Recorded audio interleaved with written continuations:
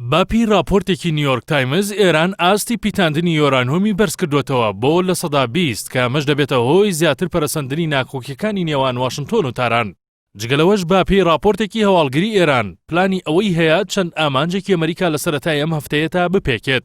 زیادکردنی پیتاندنی یۆرانیۆم و راپۆرتی هەواڵگری لەبارەی ئەگەری هێرشی ئێران لە کاتێکدایە لە هەردوو لایەنەوە بەرپرسانی باڵای ئەمریکا و ئێران لێدوانی ئاگرین دەدەن.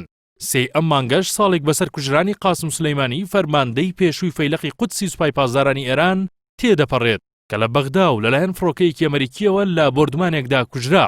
لێدوانی ئاگرینی بەرپرسانی باڵای ئەمریکا و ئێران لە کاتێکدایە. لە چەند ڕۆژی ڕابردوودا ئەمریکا کەشتی فڕۆکەڵگری نیمیتزی لە ڕۆژهەڵاتی ناوەڕاست کشاندەوە کە بەوتەی سەرچاوەیەکی بەرپرسی پنتاگۆن ئامانج لەی هێورکردنەوەی دۆخەکە و ڕوونەدانی گرژی زیاترە لەگەڵ ئێران. لە کاتێکدا ئەو وڵاتە هەڕەشەی بە ئامانجگرتنی دیبلۆماتکارانی ئەمریکای لە عێراق و ناوچەکە دەکرد.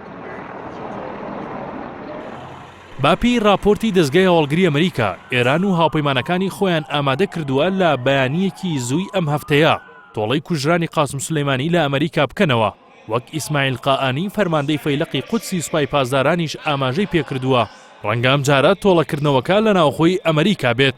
لەگەڵ زیادبوونی لێدوانی هەڕەشە ئامێزی بەرپرسانی ئێران، ئەمریکا وەک قەرەبوویەک بۆ کشانەوەی کەشتی فڕۆکەڵگری نیمیتز چەند فڕۆکەیەکی پێشکەوتووی هێرشبەری ناردۆتە ڕۆژهەڵاتی ناوەڕاست و لە کەندا و جێگیری کردوون. لەم چەند هەفتەیەی دواییدا ترەمپ زمانی هەڕەشەی بەرامبەر ئێران تونتر بووە.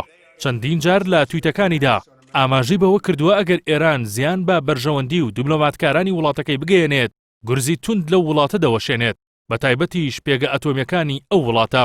کریس میلەر وەزیری بەرگری ئەمریکا بە وەکالەت لە ڕاگەیەنراوێکدا ئاماژەی بەوە داوە بە وردی چاودێری جموجوڵەکانی ئێران دەکەن، لەگەڵەوەشدا ئامادەن بۆ بەرگریکردن لە بەرژەوەندیەکانی ئەمریکا. لەلایەکی دیکەوە فەرماندەیەکی باڵای سەربازی ئەمریکا کە نەیویستووە ناوی ئاشکرا بکرێت باسی لەوە کردووە خوێندنەوەی نیازی ئێران قورسە و هەندێک جاریش چاوەڕوان نەکراوە.